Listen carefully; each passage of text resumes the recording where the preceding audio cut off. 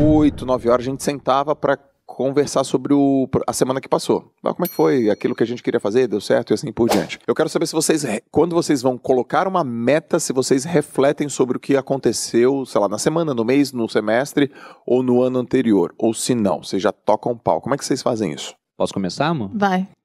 Eu acho que é legal até voltar bastante no tempo, para a época onde eu era militar ainda e a Malu estava na faculdade.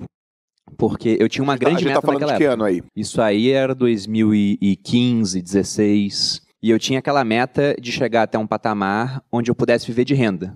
Ter um montante investido e dos juros desse montante ou dos rendimentos que viriam lá, eu conseguiria bancar todo o meu custo de vida, meu e da Malu. Quanto que era isso, Bruno? Com 880 mil eu consegui isso com uma Selic, que é a taxa básica de juros, em 14,25%. Era isso, 880 mil... investidos de maneira diversificada, só que rendendo bem, assim. Não, hoje a taxa de juros está voltando a esse patamar. Então a gente está voltando mas o dinheiro valia mais naquela época. O dinheiro valia mais também.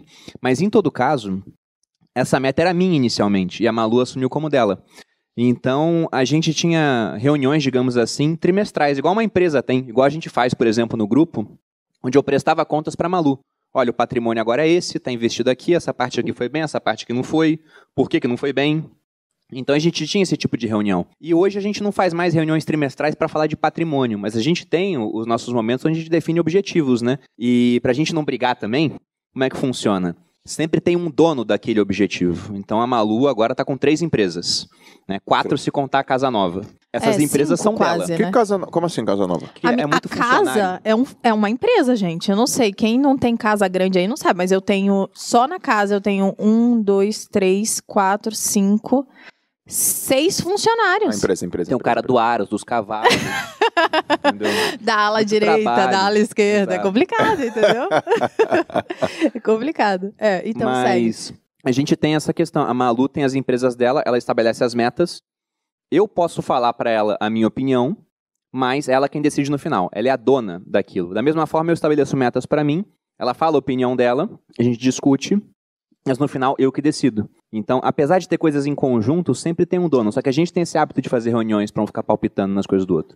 Eu ia dizer que, inclusive, uma das coisas mais difíceis de administrar é a empresa em conjunto, que é a casa. Por quê? Porque tem que dividir as tarefas. Enquanto a MEP, a Vibrio, Materializa e até o meu Instagram, que eu também lido como se fosse uma empresa, elas são minhas, então eu tomo as decisões, o Bruno só palpita, é um conselheiro. É a mesma coisa com as empresas dele.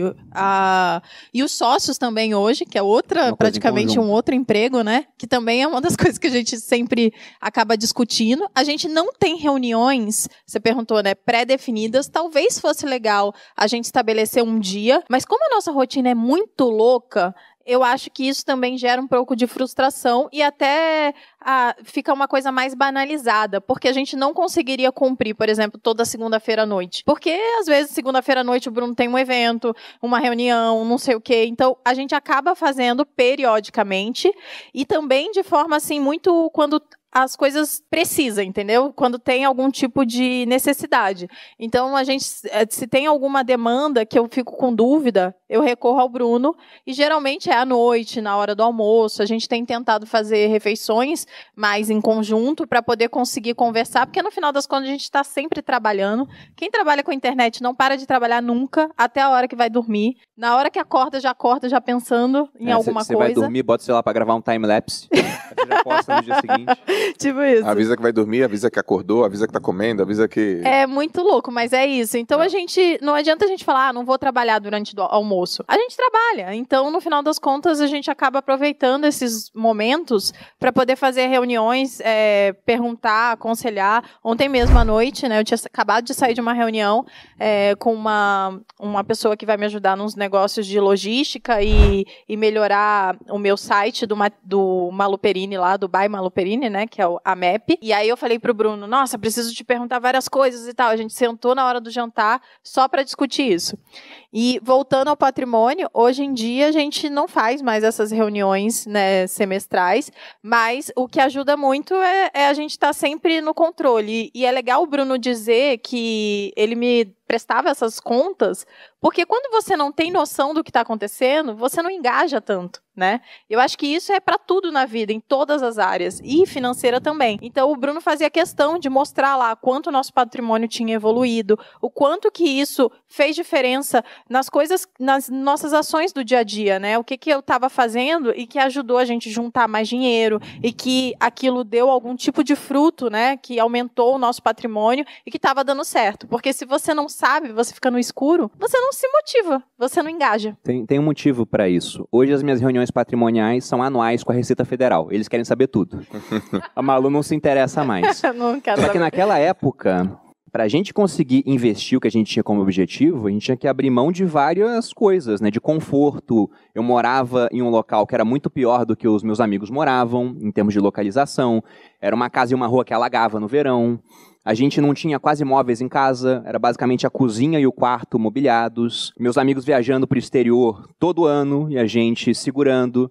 Então eu tinha que mostrar para a Malu que o sacrifício que ela fazia valia a pena. Se eu não fizesse reuniões periódicas com ela, eu ia ser o chato do casal, que quer o tempo todo economizar, e ela nunca ia entender por que isso estava acontecendo. Então essas reuniões foram muito necessárias e hoje, felizmente, não são mais, porque a gente chegou num patamar onde quase tudo que a gente ganha acaba sendo investido. Então ela sabe que tirando o que ela gasta, que é muito pouco perto do que ela faz de dinheiro, né? E eu digo que ela faz dinheiro porque hoje todo o dinheiro que eu faço, que você faz, fica no grupo. A gente não tirou um centavo.